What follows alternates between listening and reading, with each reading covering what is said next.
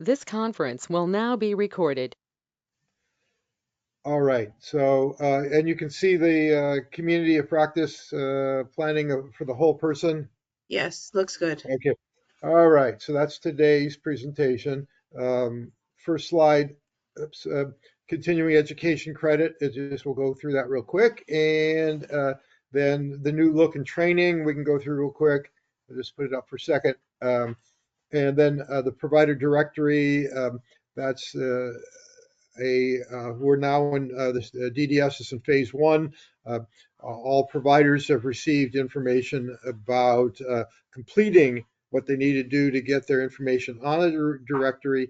And if they successfully put their information on the directory, they will be entitled to the 10% performance rate adjustment come January 1, and that will be effective through June of 2026. The next couple phases of the directory will make it available to the community so that clients and families will be able to see what's going on the directory. Hang on just one second, okay? I'm going to put you on hold for a second. There's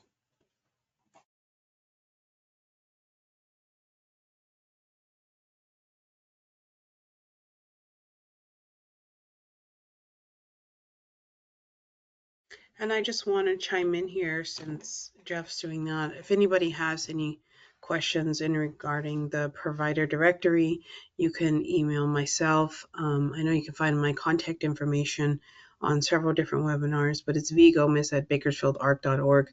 So if anybody has any questions in regarding that, feel free to reach out. I apologize for that. I'm back. Yeah, the that should be filled. The departments put out stuff. They also have a newsletter that you can subscribe to through DDS on their website, which gives you updates. The big push in terms of the provider directory is coming in the near future. Many of the vendor categories are changing. The department wants to narrow the number of service codes and set better definitions for a number of service codes. So many providers are going to be notified in the very near future that they're going to have to do some modifications and or rewrites to their program designs to get them consistent with the new department standards, which are consistent with the rate study that was done and is being implemented. And the department's going to give providers till March of 2025 to get all that done. Um, all right, so moving on. The Today's topic is primarily about the whole person and issues related to when you're doing program planning, what should really go into that program plan. And physical health is a major challenge to persons with intellectual and developmental disabilities. Um, the lifespan, has gotten much better over the years. That the average person lives considerably longer than they did 30, 40 years ago, persons with disabilities. And that's primarily due to better access to healthcare, better information about healthcare. Um, when I was a young child, there was a neighbor down the street who had a child who had Down syndrome, and as children, we were told that that we should be you know, kind and thoughts about that family because their son was not going to live a long life because that was the expectation for persons with Down syndrome. That many did not live past their teens because of either lung or heart problems. Uh, the longevity for persons with Down syndrome has gone up phenomenally over the last 50 years to the point now where most individuals with Down syndrome uh, are now making it into their 50s and 60s, and almost the entire population at some point may develop a type of dementia which we never saw years ago because people didn't live that long. But now we're seeing it in a large portion of our Down syndrome population. But the main issue here is that they're living much longer lives, much better quality of life, and their health care is much better because there's a much more emphasis on treating early cardiovascular, lung issues, other related things that we have learned over the years tend to be more of a issue with individuals who have the trisomy 21. Some of the issues that we see specific to healthcare with persons who are IDD include limited access to healthcare. Most, especially adults with disabilities, are on Medicaid. In California, it's Medi-Cal, and have limited access to providers. And many providers do not accept that reimbursement for their practices. So there are a number of federally sponsored clinics and other resources that are available, but they're not the full array of medical services that individuals who are on private insurance have access to. And in some cases, the specialists are much harder to find, and the time frame that it takes to get in to see somebody is longer than it is.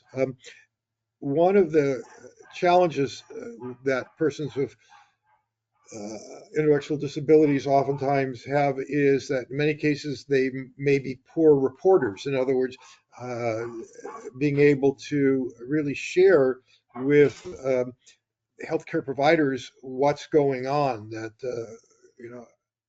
especially individuals who maybe have limited verbal skills, or so that they can't really communicate what's going on. A story I heard one time was of a young man who started at some point putting his fist up against his mouth, and he was continually doing that. And the staff were concerned that he developed this, sort of habit or obsession. And so they did, they developed a behavioral plan. They did all kinds of things. Well, at some point, through some physical or something, again, it was a secondhand story. They discovered that he had esophageal cancer, and that he was in quite a bit of pain. And he was putting the fist against his mouth to kind of create a counter pressure to try to relieve some of that pain. But since he was not someone who could report that pain to others, that the staff really didn't fully understand what was going on with him. And so where he could have been treated much earlier, and the prognosis would have been better, unfortunately it did not get discovered until later. Another issue is that many of the people that we serve tend to be sedentary. They're not getting out and doing things as often. Interesting enough, if you have one of those these electronic watches these days, like an Apple Watch or a Google Watch, one of the things that it is tracking is how often you're getting up and moving around. And and it gives you a score every day about how well you did in terms of your movement up and about and around, because that's an important thing to, it's kind of like use it or lose it. So the more that we're not getting up, walking around, involved in activities, the worse the prognosis. Personal hygiene sometimes is an issue, that people aren't necessarily taking care of their hygiene. And then lower down it talks about dental services, and many of our individuals have challenges with dental care, that they're brushing their teeth and flossing and just general dental hygiene is not as good as it should be, um, and other personal hygiene issues. And sometimes people need assistance with hygiene, and that is something that the DSPs can work with folks on training for individual hygiene skills. Day programs can do some work in that area as well. Um, Physical changes over time. We all, the aging process, we see some physical changes to, our bodies, and are we aware of those? And are we keeping the healthcare professionals uh, aware of those so that they can track to make sure that it is the normal aging rather than something that is occurring that is a disease process? So we want to try to keep track of that and to maintain good reporting to the professionals that we're seeing. Um, Lifestyle issues. Again, many of our the individuals we serve tend to be more sedentary. They're not getting out as much. They're not doing as many things, and may not be as active as we'd like to see. Medications. Sometimes I've seen some individuals who are receiving a very large amount of medication, and sometimes maybe are not being adequately medicated and treated to do. So if they're underreporting symptoms because they are not able to really communicate or understand what the issue is and how to make the healthcare provider aware of that, that may mean that they're not receiving medication. In other cases, I've seen individuals who are receiving more medication than they need. We are doing a much better job than we have in the past, but sometimes, individuals who have uh, high levels of activity or maybe some behaviors that are a challenge to other residents, the program staff, other folks. We're receiving medications, especially of the psychotropic or sedative type medications that were more for behavioral control than they were for specific psychiatric or behavioral need that would be indicative of the use of that medication. So we want to make sure that people are being evaluated for their medications. The other thing that we really want to make sure of is that some medications can have effect on other medications. So we want to make sure that if there's, especially if they're seeing multiple specialists or treatment practitioners, that they're all aware of all the medications they're receiving, because sometimes, let's say, one medication may counteract another medication. There may be two medications that have a sedating, uh, effect to them, and so that's sort of they amplify each other by having multiple medications, and so that's all something that needs to be reviewed. Another place that can be reviewed if people are receiving all of their medications from one pharmacy. In many cases, the pharmacists either themselves can look at the medical profile and share with you, hey, wait a minute, you might want to talk to your physician about these two medications and see if that's really uh, the best treatment way to go. Or some have software built into their system so that as they're filling prescriptions, it looks at your history and can tell whether there are medications that are maybe contraindicated for other medications, or there may be a better choice for treating that. So that again is something that you work with your physician and your pharmacist to really address. Immunizations, people who are up to date on their immunizations tend to do better. For adults, it's medically um, indicated or recommended for a yearly flu shot now that COVID has, subsided some, but is still actually creating more deaths yearly than is the flu. Um, there are many medical professionals who are encouraging to get a COVID booster at the same time that you get a flu shot. There's some controversy about that. I'm not going to get into that, but that is a medical recommendation. Other boosters that again, keeping a good medical history for the individuals that you serve if you're in residential is a good thing so that as you're going to physicians, you can show them. And so, for example, tetanus updates.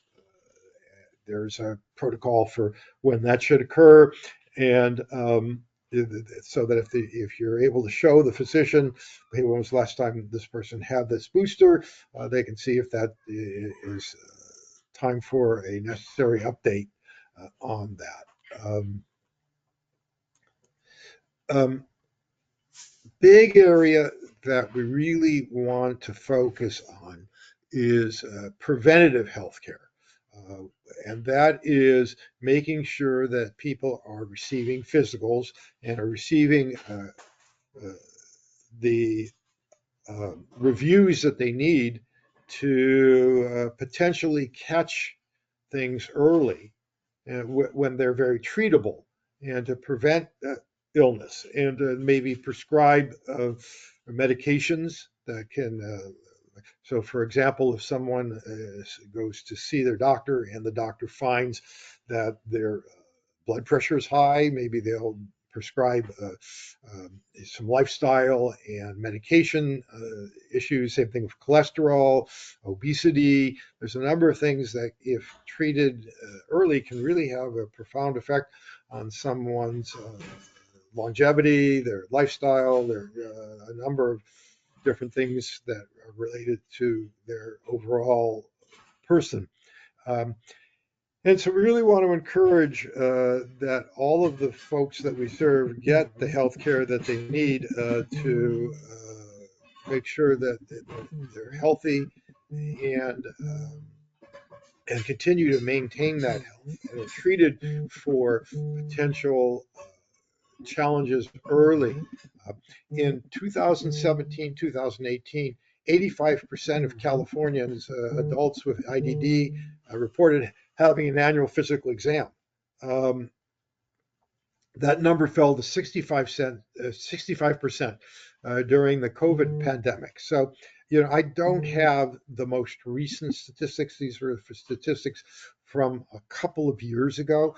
But as you can see, the number of individuals with IDD who receiving yearly physicals dropped by 20%. And, you can understand that there's a concern about taking people out into the community, both for the sake of the individual. Also, the staff sometimes were concerned about minimizing community contact because they didn't want to bring COVID back into the program or the facility. And so people didn't venture out as much.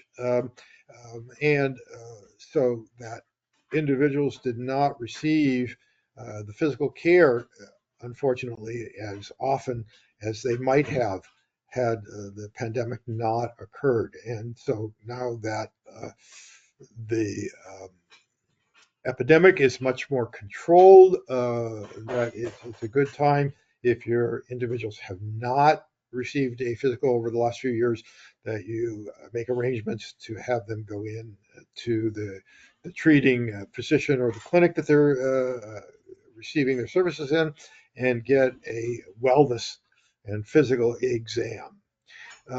In 2017-18, again, these are the statistics that the Department of Developmental Services had available on their website. 80% of Californian adults with IDD had an annual dental exam.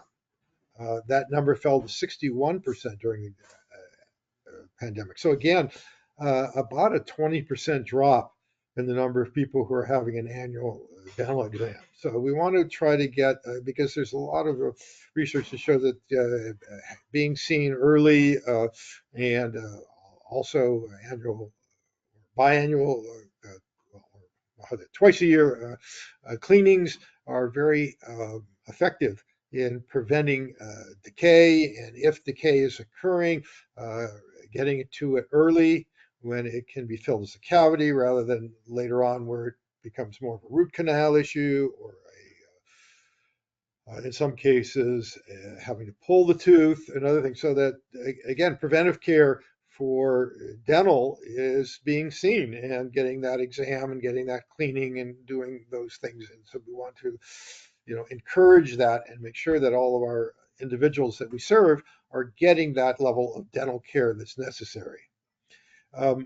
Only about 50% of adults with IDD get regular hearing tests, and only about 40% get regular eye exams. And again, that is very important. There's a lot of research that shows that being able to hear makes quite a bit of difference in terms of how we interact with our environment and things that and how we're able to listen to others and overall our overall communication and levels of frustration that an individual may occur and other challenges related to inability to fully hear what's going on around.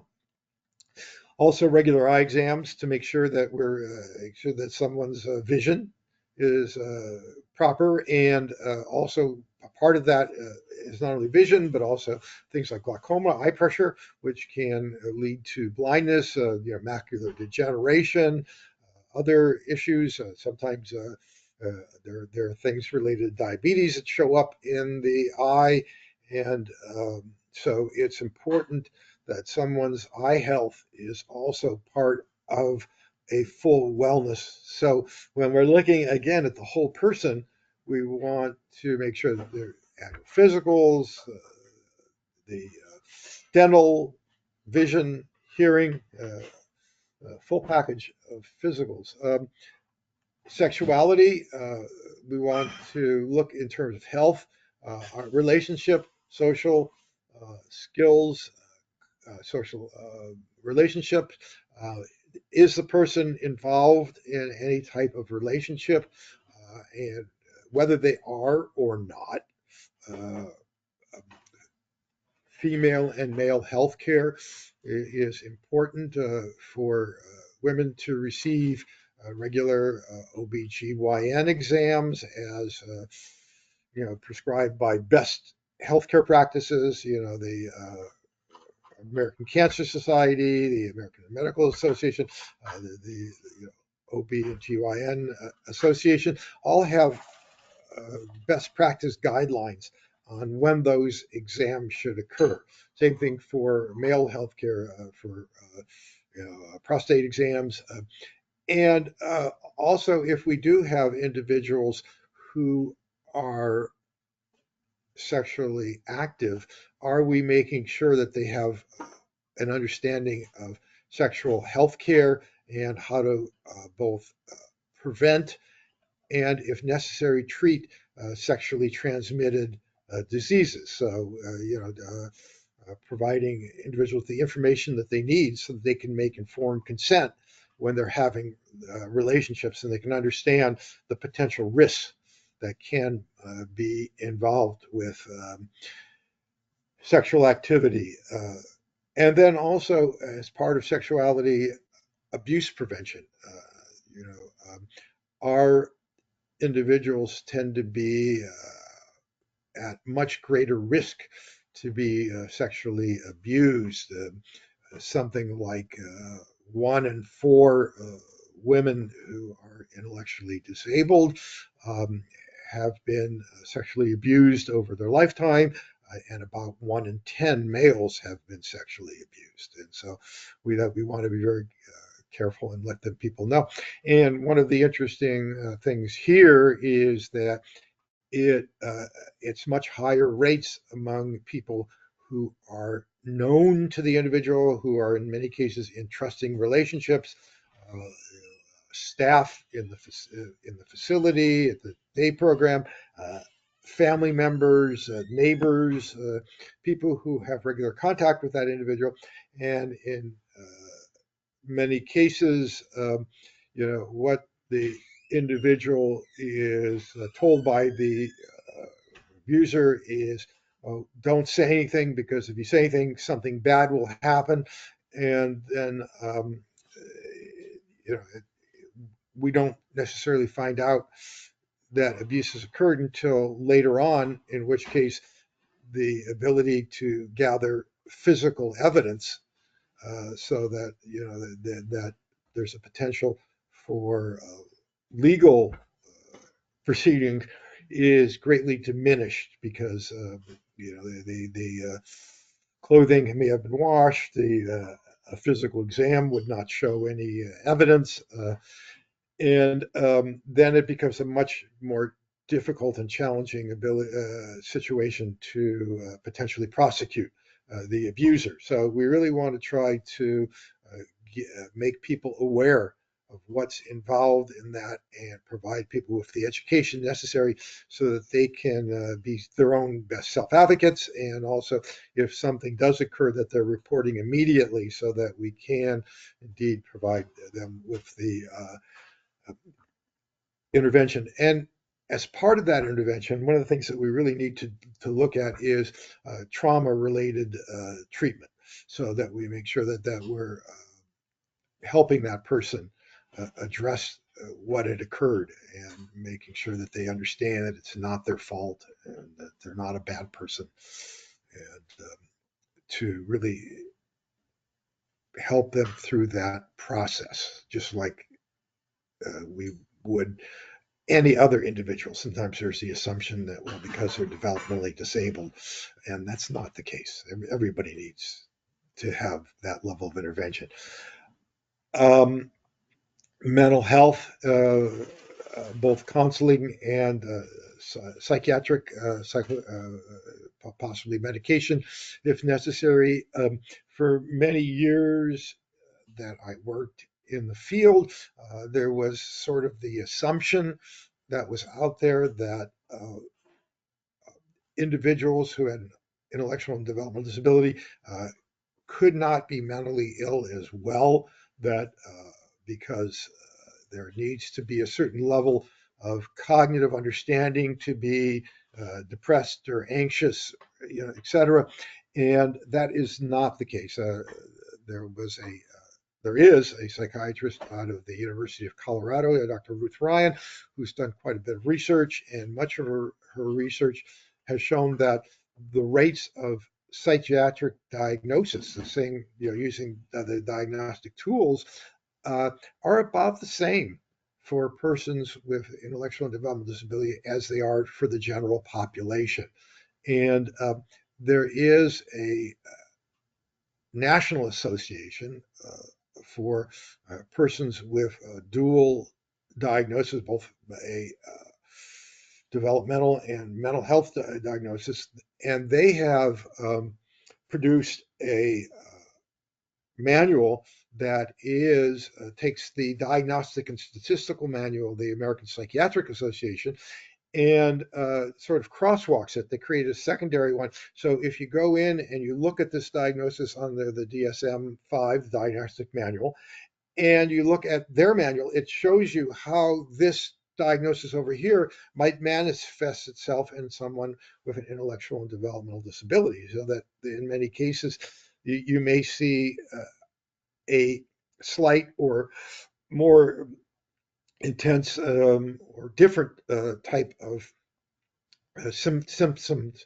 with the individuals we serve, but they may have the same diagnosis. It just may be manifesting itself somewhat differently. So we really want to make sure that the individuals we serve, if they need psychiatric care, are receiving that through behavioral health services, through many of the clinics that serve their Physical health care may have a psychiatric component as well, so we want to make sure that that is being treated. Other therapies as needed. So if someone needs, physical therapy, occupational therapy, podiatry, other interventions, that they receive those as well. So we want to make sure, again, that we're looking at the entire person's health needs and addressing everything that's involved with that. Hey Jeff, I just kind of want to touch base on what you were kind of going over with right now. I feel, mental health is a big issue, a big concern as of right now. So I would feel like intellectuals with a developmental disability probably have a higher rate as well because they're secluded a lot. And what is the main issues behind a lot of depression and mental health issues is not being involved and not having that social Mhm. situation. So I Right. can totally see that. Yeah, that's entirely true, Valerie. The One of the big areas in the mental health field these days is trauma-related services. That much of what occurs in people's psychiatric challenges can sometimes be traced back to or is exacerbated by some traumatic event in their life. And in many cases, persons with intellectual and developmental disabilities are not receiving counseling or stuff related to that. And sometimes the assumption is, oh, they're disabled. They don't really understand. And the more you talk about it, the more you're just going to upset that person. Where you and I might really want to try to sort of work it out through working with others in our social network, with maybe seeking counseling or psychiatric assistance to address the issue. That's often not done with our persons with developmental disabilities. So an individual who has an intellectual or developmental disability who has a significant trauma in their life may or may not get assistance in addressing that trauma. And that may continue on. There was a situation of an individual who was doing quite well in a residential facility. Uh, had a roommate who was getting SLS services, and they had a traumatic event in their life, and all of a sudden their ability within this SLS deteriorated. And it took addressing how that person perceived that event to really address the challenges. And once they addressed that, they were able to get back to a more normal, independent living situation, and they were able to address some of the challenges and crises that occurred in that person's life. So you're right. Mental health services need to really be addressed for our clientele. One of the challenges that occurs with the current system that we work in is that there is a part of the Lanterman, the Welfare and Institutions Code, that sets up regional centers that says that persons with intellectual and disabilities should utilize or must utilize the same resources that the general public does. So if the general public who is of low income on Medi-Cal needs mental health services, they utilize the behavioral health services through the county or the one of the county contract agencies, Child Guidance Clinic, College Community Services. There are a few agencies that do some contract work with Kern County Behavioral Health. In many cases, the therapists that work for these agencies don't have a subspecialty in the needs of developmentally disabled individuals. And so that can have a limiting effect on the services. So, they were supposed to use a generic resource. Is that necessarily the best resource?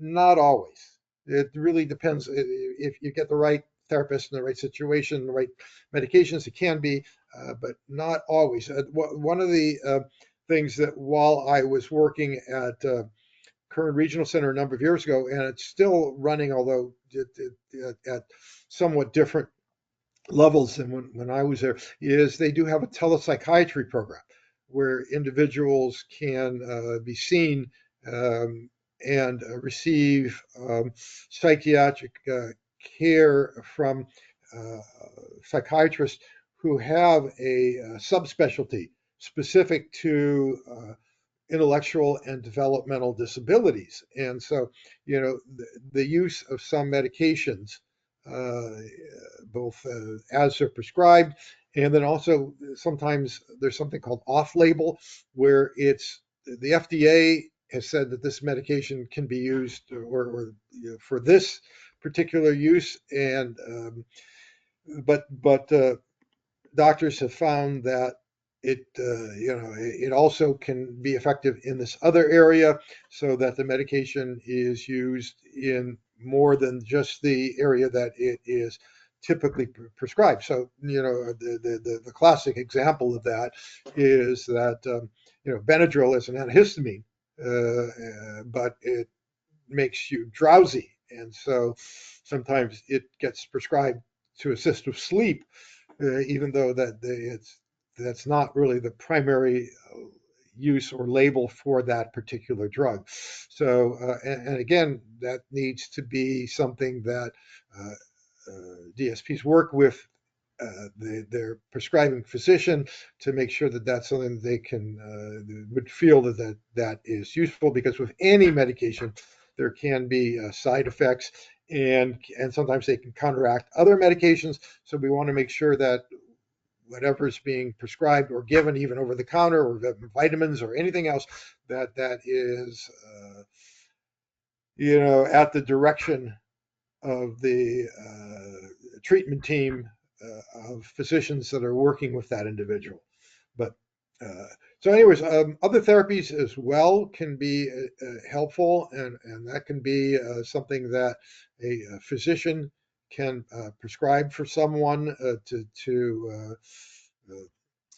see if those would be helpful.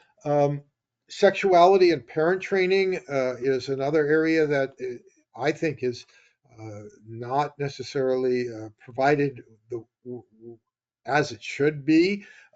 Approximately 10% of home and community-based waivers providers provide sexual health services to people with IDD, and 8% provide parenting services for people with IDD.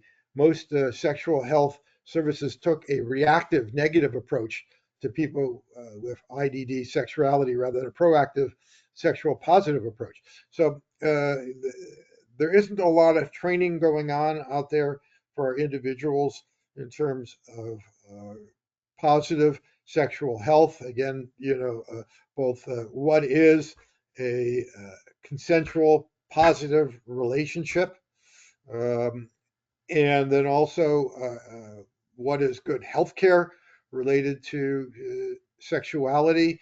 And much of the training had been, well, no, don't, and the things related to that, which is not really treating the person as a whole person or respecting them as an individual. So That people also have rights to make those decisions. Go on, Valerie. to comment in regarding this is, I get it, it's a very touchy subject. A lot of people still see individuals as, somewhat like in a child state Right. of mind, right? So I know I, always have parents and they say things a particular way, like that's my son or that's my daughter, and I have to remind them, remember they're adults too. So, and in that case, I also want to kind of like put this in there. If anyone's also interested in the training modules that we do have with Relias, we did choose about 2 or 3 sections that actually talk about this, and it talks about the touchy subjects, the how important it is to educate each individual about sexuality, and that making that informed decision, because remember they could be easily taken advantage of. Right. I would say even more so, because of the fact we don't give them the right information regarding sexuality and having intimate relationships. Right. There's kind of an assumption that, well, okay, if we just don't talk about it, it won't happen. And that's not the case. It does happen. And sometimes it doesn't happen positively when we don't provide the information that people need.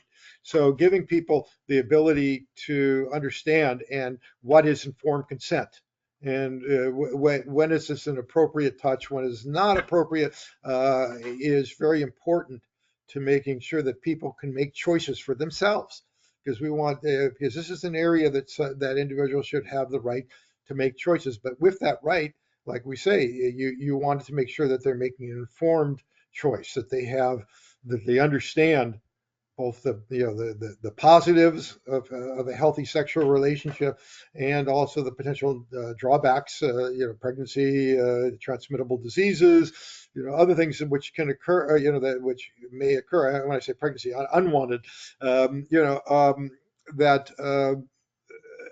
we want to be careful in making sure that we're giving the whole picture, and not just, oh, this is your right, versus no, you can't. And, so there's a middle ground where we're providing people with what they need so that they can make a choice. So somebody can make And a choice. also when they're educated, they will know that when something is in inappropriate manner, or Right. someone's in their, physical, within their physical, bubble, so to speak. People like to use the terminology. They know when their limitations are, this is now uncomfortable. I feel Right. uncomfortable And then because I've been they can learned, talk to I someone. learned this and I've taught this. Yeah. Yeah, and they can talk to someone. So yeah, if it's an inappropriate touch, groping, whatever, even, just uh, language where somebody's making comments about your body, or what they'd like to do, or what, those sort of things that making you feel uncomfortable, then you want to share that with the somebody trusted that you work with, and Yeah, and you, because they'll have that education, then advocacy for their own personal self comes into place because they know their limits and they're able to speak up better.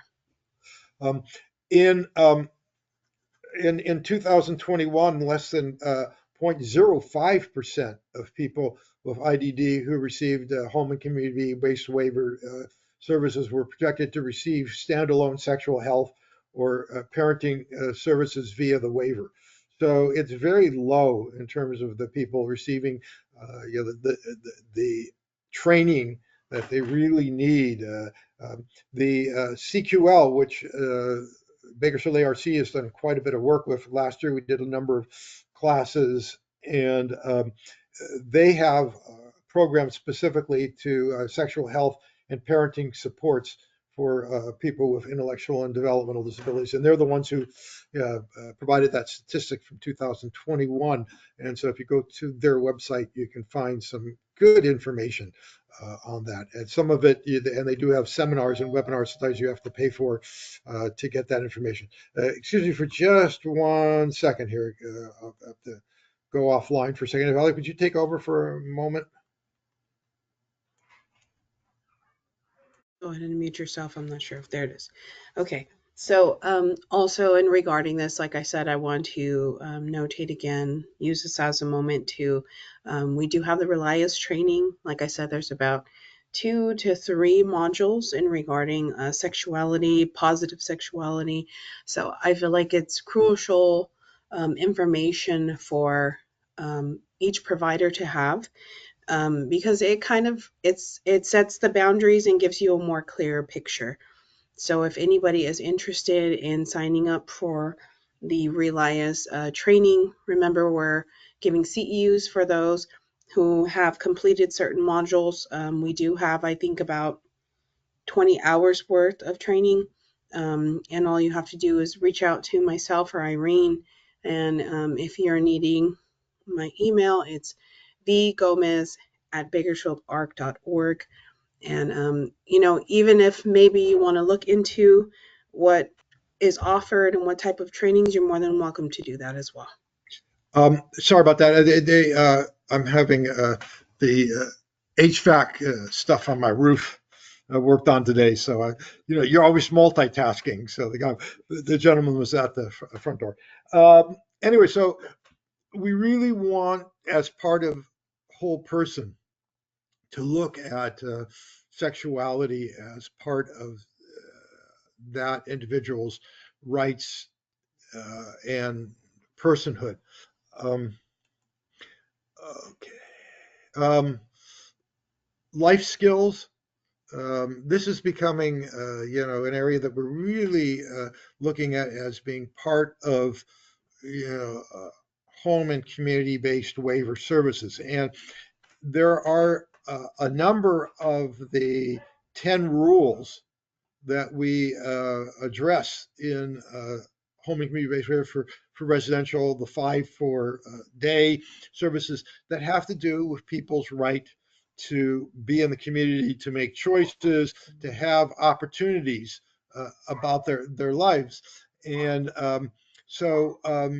we want to address those being organizational skills, helping people to in making choices about what they do during a day, helping them put together their day so that they can make those choices independently and with the skills that are necessary to do what they want.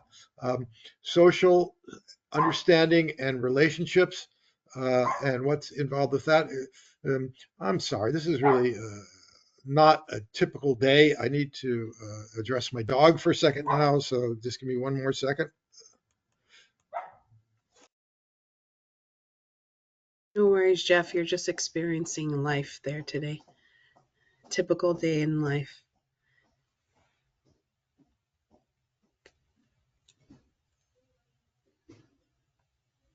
And if anybody needs copies of slides or anything, you could always email me as well. I can get that from Jeff. He can send it over if you are liking the topics on here and maybe you want to share them with others. You can let us know. Send it an email through.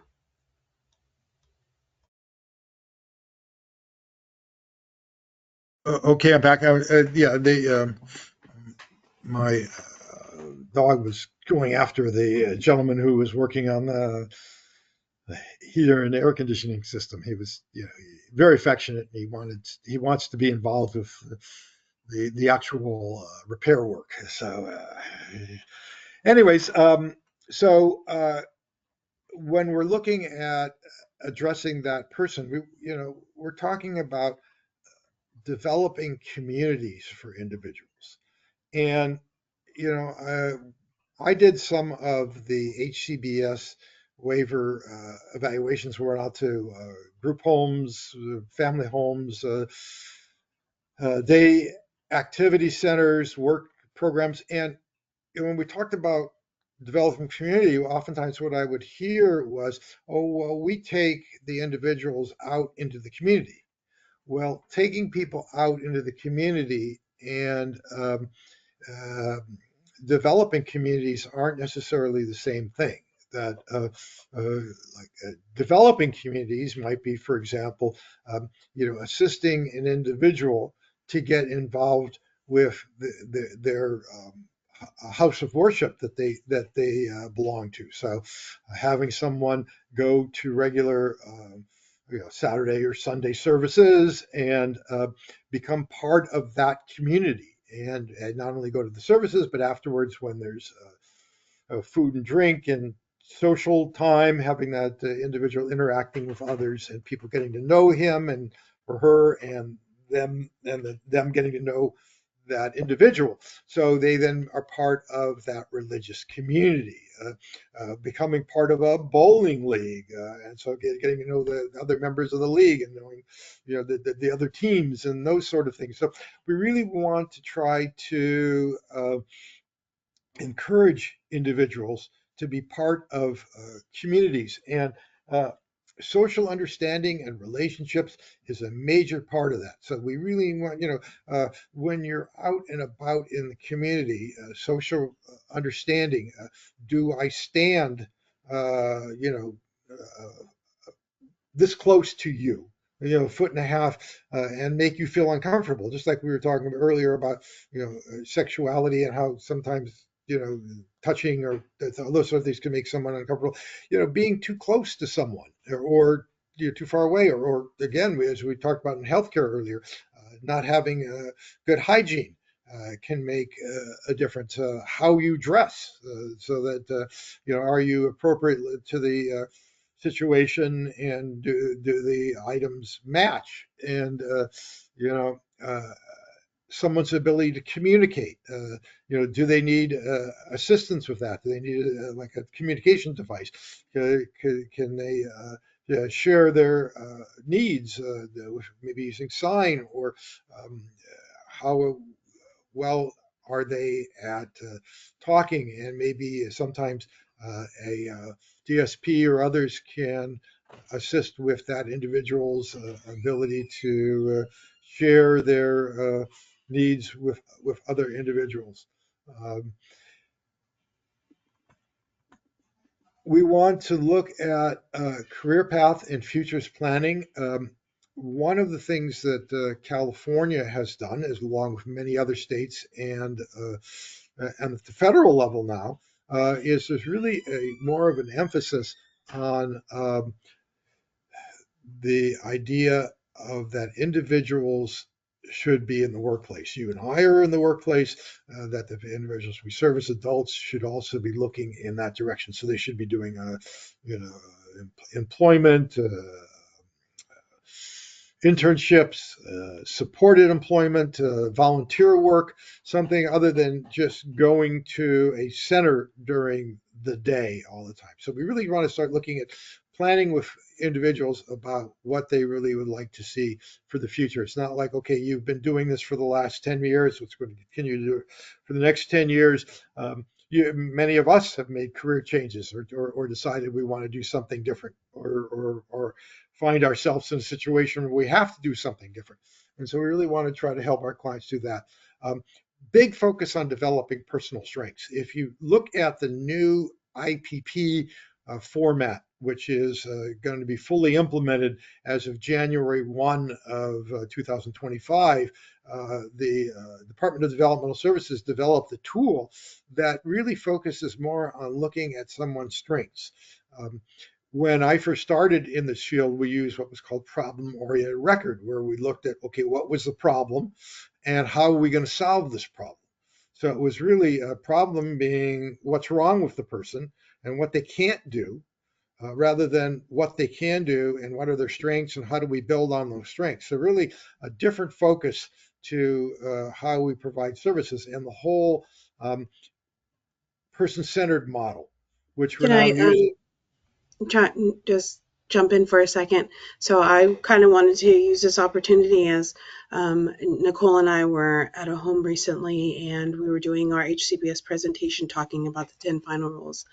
And I did have one of the house managers actually informed me that one of you all had came out and you guys were talking to them about, the home and everything, how everything's going. And they got on the subject of what kind of outings were they doing, because they on the weekends when they're not actual program, she's like, what do you guys do on the weekends? And they were kind of like, well, we're kind of home. So she said, you guys aren't doing anything? So because when you all came out and expressed that to them, they stated that they started making plans to do something on the weekend. And so what ended up coming about from that is they sat down, the whole house decided where they were going to go. what day of the month or whatever days that they were going to choose to do to go out all together. And she said that it turned into this big ordeal that they look forward to. But she said, in between doing that, she said the ones that were a little bit more um, not as responsible with their money when it came to spending, she said she noticed that those individuals started to save money because they knew they were going to go on these outings and this trip and take this day trip, and they were going to go enjoy themselves, and they wanted money for this and that so they could spend and do what they wanted. So she said in the midst of them just worrying about, let's take everybody out and do something together as a group and get out there in the community to get that engagement, they're now being they didn't little did they know they were going to teach themselves a life skill, which is budgeting and managing their money.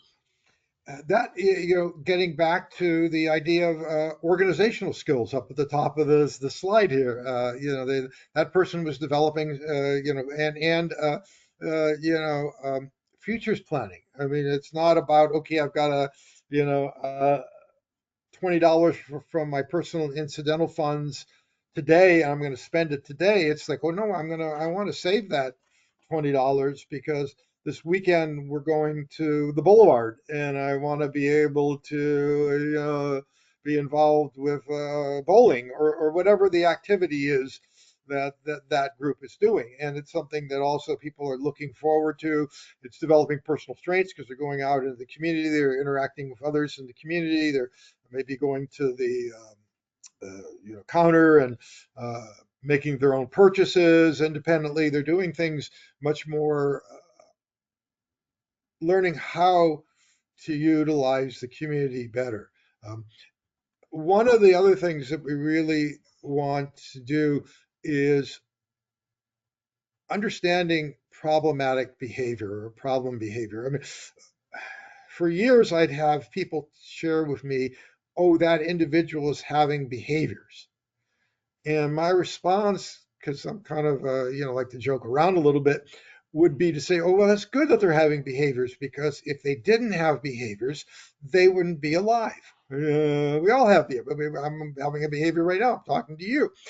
Um, that Okay, what is that behavior? Describe what it is that that person is doing and why that is creating some challenges for themselves, for the home, for property, for whatever the uh, challenge that may be occurring is, and as descriptively as possible, what happened prior to, what's happening during, if it's after the fact, what happens after the event occurs, and really an attempt to try to understand what is creating that problem behavior. I sometimes say that most behavior can be attributed to one of two things. One, we're trying to get something, and we're trying to do the best we can to get that. Two, we're trying to get away from something. We don't want to do something. And so we're trying to do the best we can to get away from that. When my children were small, and I would take them to the store, and as we go down the aisles, they would attempt to put stuff into the cart or would ask, "Can we get this? Or can we get that?" And no, you can't have that sugary cereal. No, we're not getting those cookies. No, And then we'd get to the checkout, and there would be all the gum and candy and items right at their eye level at the checkout, and sort of last minute impulse buying items. And they would say, "Oh, Dad, we were really good, throughout the whole store. Can't we have, a treat for for being good in the store?" And if I said yes, what I had done was I just taught them to keep asking, keep grabbing, keep doing this and that, and eventually you'll get something. That's called intermittent reward schedule, where you keep, and it's the hardest behavior to try to uh, do away with, because now you've taught them, okay, you're not going to get it. If you, every time you ask, you get told no, eventually you stop asking. But if every time you ask, once in a while you get it, but you don't get it other times, you keep asking because you don't know if the next time is the time you're going to get it or not. So there are ways that when you're understanding behavior that you can effectively intervene. And that's just one example.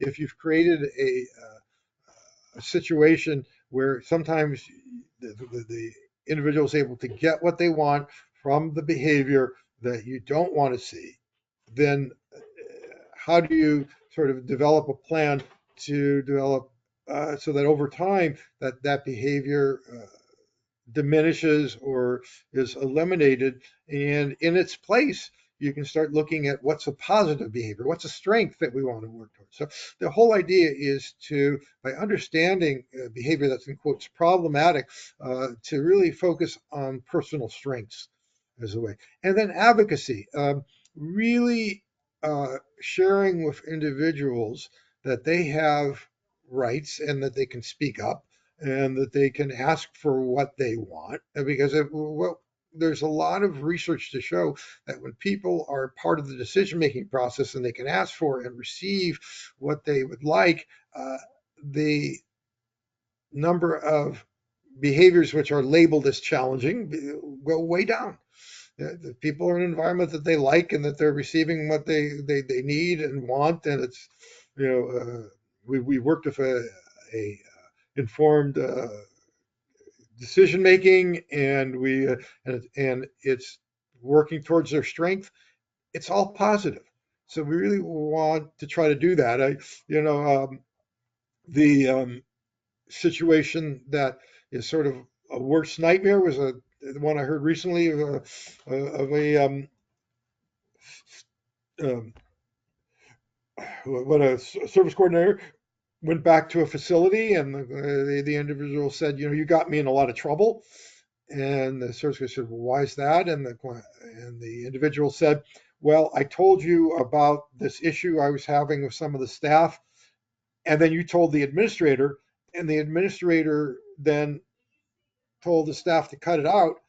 And those staff people came back to me and said, you got us in trouble, and we're really mad at you.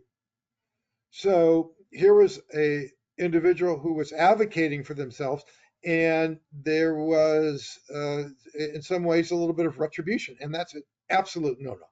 You cannot, if someone speaks up, we want to encourage that advocacy. We don't want to get them into a situation where it comes back and someone says, well, we're upset with you because, you shared your displeasure about some of the things that we're doing.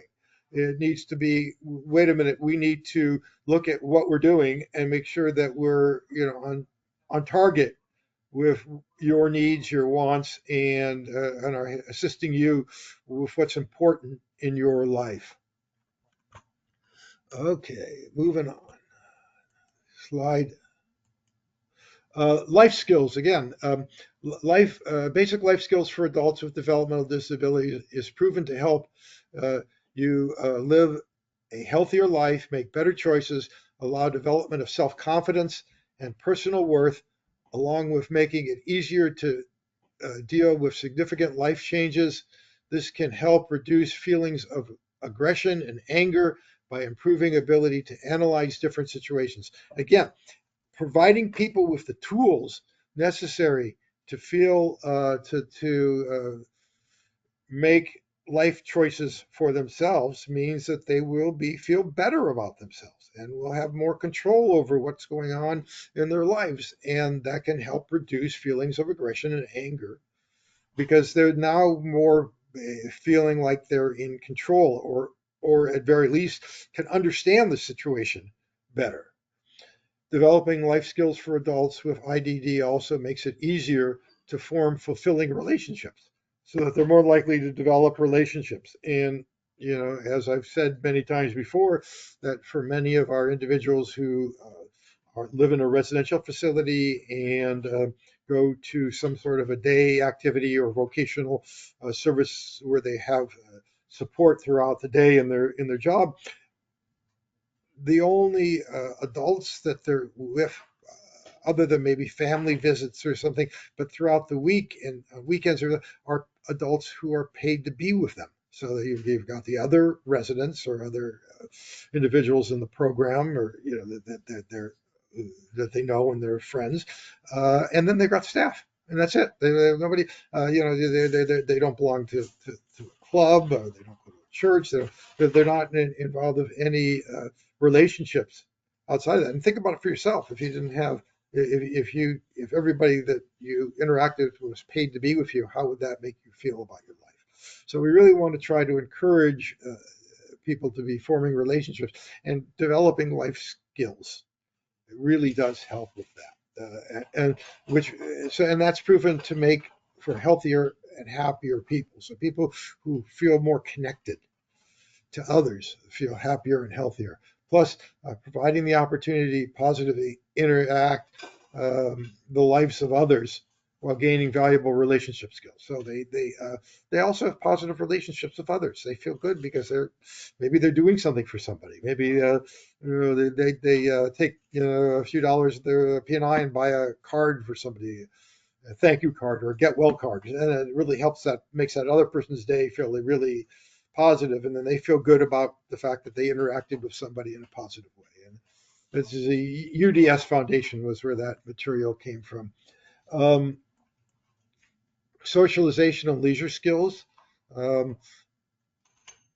lack of know-how versus lack of social interest. So does a person not know how to be in a situation, or they're just not interested in that situation? We need to really figure out if the person doesn't want to be in a social situation. Is it because they really don't feel comfortable in that social relationship? Or, I've been to events and stuff where people are talking about things that really have no interest of mine. And, these days also, the whole dynamic of people talking about politics is just, that third rail. You don't really go there, and so you don't talk about that. So is that something that maybe the individual doesn't want to be there? Assessing social functioning. Are you really working with that person to develop social skills? And where are there challenges to their social skills? Is it, like we mentioned before, that they don't have a good knowledge of what personal space is? Is it that they don't have eye contact? Is it that they just want to constantly talk and interrupt and don't let other people? It's not a give and take. Where is it that we need to really assist this person to learn how to? Is it maybe that they need to learn how to listen better? And then what are the intervention strategies? How do we go about helping that individual to really develop better social skills, so that when they're in a social situation, they can interact well with others? And then do we evaluate progress? Are we seeing that this person's now doing a better job when they're out in the community, when they're talking to other people or listening to other people? Individuals can learn practical skills which allow them to function in ordinary life with minimal levels of support. So it's just, you have an interaction, you then share with the individual, hey, listen, I would really like it if if we take turns. So you talk for a minute here, then I'll talk for a minute here. And it's just, it doesn't have to be, you don't want to be punitive, or, hey, you're not doing that right, or, you always do it this way, and this annoys the heck out of me, and, those sort of things. You can do it in ways that, okay, let's look at ways that we can talk to each other. And, because I really want to hear what you have to say, but I'd like you to hear what I have to say too, and really do it. And like I say, it doesn't necessarily need a lot of support to do that. With HCBS, there are a number of different housing situations. We tend to think of it as being in residential care, because those individuals who are in residential care are all, if they're on the waiver, are pretty much automatically under home and community-based waiver services. But there are individuals who are going to programs during the day, an adult day service. They're involved in some sort of a vocational program, like a supported employment type situation, so that they're also receiving home and community-based waiver services. So housing can be with their own family. So some individuals live at home with a parent, a brother, a sister, an aunt, an uncle, some extended or close family member, grandparent. Some individuals are living independently, and I've had some individuals who receive no support in their living arrangement, and then are going to a work program during the day to supplement their income. Transitional independent living skills models where people are learning how to live independently. So they're transitioning from living in a setting where they're at home to a setting where they're living independently. Supported living, so where someone comes into the home on a prescriptive basis to assist with living skills. And that can be, as few as a few hours a week to some individuals receive supported living services in combination with in-home support almost the entire time they're at home. Adult foster family homes, or some individuals live with a family and then receive supports from an agency, but it's more like a family type of situation rather than a residential care.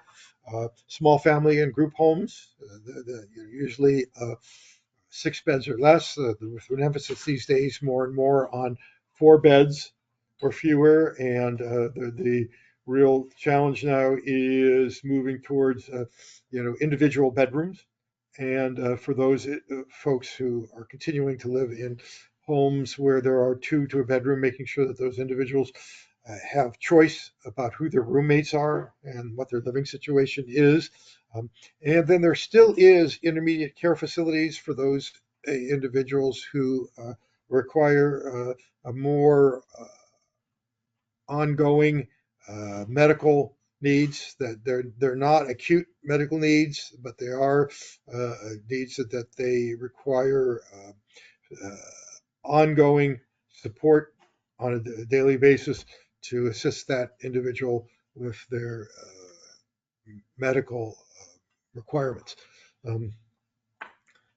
There's and again, for individuals who are living at home, there can be a need for respite, family support, in-home support. There are high rates of adults living at home. The majority of adult individuals still live with their extended family, immediate family, others in their family system. And are we providing the behavioral supports that they need to continue to live at home? In-home support services, which is a county agency, well, it's county administered agency that provides support for that person to live at home, and it can be up to 240 hours a month, both for protective supervision and for ongoing skills. Structured care, does that person need some sort of assistance with their daily living skills? Respite, so that the family can get a break to go out and do shopping, to do other things in the community, medical appointments, etc. Go a night out on the town. And then just for stress reduction. That in any type of living arrangements, especially when you're providing care, there are times that it can become very stressful and you need to get a break. And so are we really providing that under home and community-based waiver services so that we're treating the whole person? Vocational services, this is becoming, as I mentioned earlier, California in 2013 became what is called an employment first state, where the Welfare Institutions Code, the Lanterman Act, was modified to read that especially for young adults who are exiting the high school system, that the regional center and the planning team should first look at the potential for employment. Now, the person-centered plan still is based off of the hopes and dreams of that individual and that family. But with that being said, that we're really looking first at, hey, would vocational services or move towards vocational services really suit this person? And that's the first thing we're supposed to look at. If that really doesn't seem to work and it's not what the person wants, I'm receiving something, well, okay, it's fine. It's the same poor connection for a second. If that's not what they want, then how do we go about really helping that individual to receive the supports that they need to move into vocational services? Again, if they don't want vocational services, what sort of day services can we provide, and what sort of future planning are we doing to really see if over time we can move towards a vocational setting for that individual or employment? Um, uh, in the, I'm going to turn my camera off because it keeps saying poor connection here. Um, in vocational services, you have competitive employment, which is where the person is working in a job like any other individual would work in the job, and is interacting with individuals who are neurotypical throughout the day, and is doing, and sometimes that job may have some modifications specific to that person's service and support needs, but really is in a regular job setting. Could have a job coach that comes out with some frequency to really assist that person with any challenges, to really focus on that person's strengths and to try to enhance the quality of the working situation. Supported employment is usually a group employment, 3 or 4 individuals who work at a job site and have usually a specific job function that they are completing. For example, the Bakersfield ARC does the rest stop up in Lebec, and so they're responsible for maintenance of the site on the northbound and southbound lanes, so that all the janitorial, maintaining the restrooms, the grounds, the all the gardening, the cleanup, trash removal, all of that is done a team. So there'll be like 3 individuals and 1 job coach on a site, and they'll be doing that work throughout the day and evening, and that's actually a 24-hour-a-day site. Custom employment, which is where you go out to a work setting and you talk to the employer and say, okay, what is it that you're doing at your work site that takes away from your job? So what that means, like, for example, if you're a company that, and you have professionals who are doing professional work, but every so often they may need to leave their desk and go to the copy machine to make 20 copies of a document. Well, that's not really the professional work that you're hiring them to do. So maybe you can hire someone to come in and does the mail and copying and does other uh, work that takes away from other people. So you create a job that's a custom job to the specific needs of that employment site that an individual can do. So it's not like a regular job announcement for this particular job or that job. It's creating a specific job. Self-employment, there are some individuals. I recently went to a conference, and some of the exhibitors at that conference were individuals who had businesses that were where they were doing things. There was one that was someone who was making candles, so different types of scented candles. There was another one that had a different T-shirts that they were making. So they were buying blank T-shirts and then creating phrases and different drawings and other things, and making T-shirts that you could purchase. Someone else was making inspirational greeting cards. So there's a number of things that some people really are looking at creating their own jobs, and usually that's with the assistance of a job coach. For employment, some of the important areas are soft skills, uh, communication abilities, what it takes to really do the job, to uh, what is it that that individual, the skills that the employer is asking for and needs to have.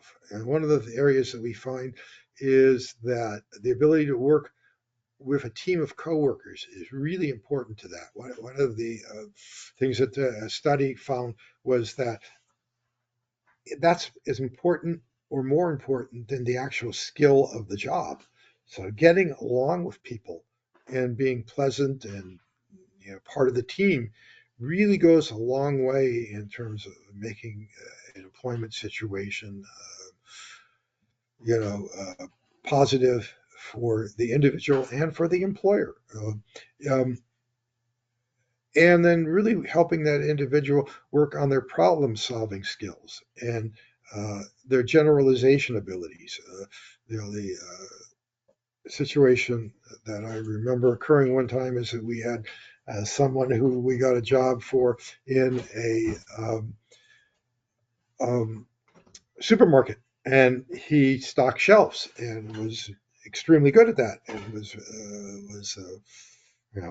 very proud of the work that he did. Was very organized and made sure everything was just right on the shelf. One day while he was stocking cans, the over the loudspeaker system, it was Samuel, please go to aisle 7 for a cleanup. And this individual was just really into working on his cans and became very upset and had sort of a bit of a meltdown because that he was being pulled away from the task that he thought he was assigned to do. And so learning how to problem solve and be flexible and to generalize the skills from one setting to another skill. Wait, I can leave that for right now, go do this other task, and come back here with something that his job coaches then had to work with him on to teach him that problem solving skill. Safety, we want to make sure that the people that we're working with are safe in the environment that they're working in and understand the rules of that particular job and make sure that they're wearing the appropriate attire and following the rules regarding theirs and others' safety in that setting. And then we have adult day services, which continue. There was some thinking at one time that under home and community-based waiver services that might be diminished in terms of there might be not as much of a need for adult day services, but there continues to be a strong need and support for those individuals who make a choice to do day services. The home and community-based rules specifically talk about that people be given the opportunity for a vocational setting. And again, that's an opportunity, not requirement. So, socialization, so that day services can provide social skills for someone, can really help them to understand. The one challenge is that much of that socialization is with other individuals who have intellectual and developmental disabilities. So we really want to try to make sure that as much as possible that socialization is with neurotypical people and that be done in the community. It's a good setting to provide recreational opportunities to get people involved in activities that they enjoy and that are fun and that again are community based and an enrichment to that person's life. And the next one I keep emphasizing community involvement, and that's really a big component. It should be a big component in day services that you don't want individuals coming to a site and then spending the day at that site and then going home back on the bus that they came in the morning. And that's really the entirety of their day because that's a very segregated day and we want to move away from that. Behavioral services, in some individual cases, individuals are receiving services to help them address challenges that they have in their behavior. Maybe dangerous behavior could be sometimes, a behavior that is aggressive, could be behavior that where they have meltdowns or other challenges or other concerns that they create for themselves or others. And then daily living skills trainings. Many programs provide skills on daily living skills training. Now, one of the things that I've found over the years is that daily living skills work the best when that training takes place in the actual setting where that person needs to learn it. So living skills that are being taught in a classroom are not as effective as living skills taught in the community or in the place where that person is actually living those skills. Okay, it is now 10:25. I'll leave it open for questions for the next minute or two. Any questions or concerns that anybody has? Camera back on. I don't think that I have anything. Ricardo said he's new with KRC, and I'm going to have you send those slides over to me so I can get them to him when you get a chance. Okay, will Yeah. do. Yeah. All right, anything else today? And then, Ricardo, this will be placed on the Bakersfield ARC website. So if you or anybody of your staff would like to share this, it will probably in the next week or two be, if you go to the Bakersfield ARC website, at the very top of the page, it says um, HCBS waiver boot camp, and then on there's a large amount of slides because all these programs have been taped and have been put on to the website with a few exceptions, but they're almost all there. And this one will join those, and they will be dated by and by topic as well. Okay, any other questions or concerns that you may have today? Well, no, just wanted to say thank you so much for the information. It was very helpful, and I look forward to joining another webinar. Okay, and share the wealth. I mean, one of the problems that we have is these we've been running these now for close to 2 years, and I think people in some ways think, well, I've already seen that, done that, and we try to make sure that every time that we do these, that they're new topics and new information. And yeah, there is some overlap, but for the most part, we're trying to really continually providing the information. There are two sessions every month. There's a community of practice, which is on one Wednesday at 10. And then another Wednesday during the month, there is this webinar, and they're ongoing, and again, free of charge and available to our community. So we look forward to seeing you again in the future. All right, everybody, Cool. have a good Thank you day. so much. Thanks, Bye Jeff. bye.